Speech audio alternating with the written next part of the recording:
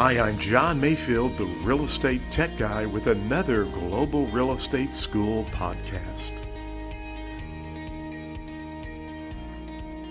Welcome to the podcast. My name is John Mayfield, the real estate tech guy, and this is episode 047. Well, today I want to talk about a non-freehold estate. That's right. Remember, we have freehold estates, that is ownership interest, and we also have what is called non-freehold estates. And a non-freehold estate, there are several types of non-freehold estates.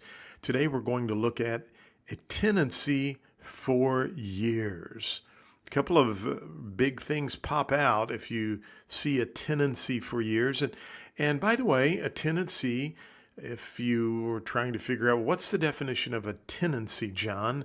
Well, a tenancy is a possession of land or property as a tenant. That's right. Possession of land or property as a tenant. So it tells us it's some type of a lease, and we know that this is a non-freehold estate. So a tenancy for years are sometimes referred to on the exam as an estate for years, or a tenancy for years. A couple of things you need to be very familiar with. First of all, it has a definite beginning date and a definite ending date. So if you were to see a question that said, John and Sally leased a rental home on June the 1st, and it was to end on August the 1st, what type of an estate does John and Sally have? Well, they have a tenancy for years, or an estate for years. Why? Because it's a definite beginning date and a definite ending date.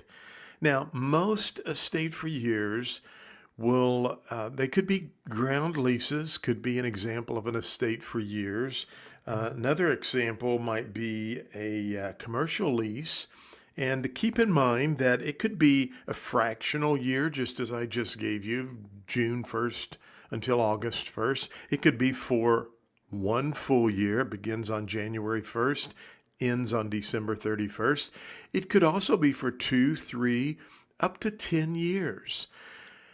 Again, an estate for years, the thing you have to remember when you read these test questions is there a beginning date?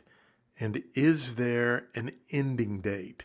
And again, we don't care if it's less than a year or if it's over a year. If that question has a beginning date and an ending date, it's an estate for years. In fact, there's a recent question. I was going through and reading questions, which I do quite a bit, and I saw a question that said a person had a lease for 8 months. What type of an estate or a lease was this? It was an estate or a tenancy for years. So remember, estate for years, also called a tenancy for years.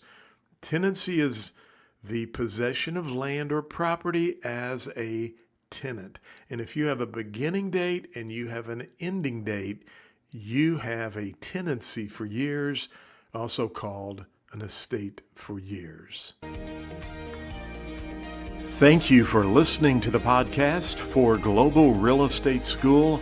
I'm John Mayfield, the real estate tech guy. Go out and make it a great day.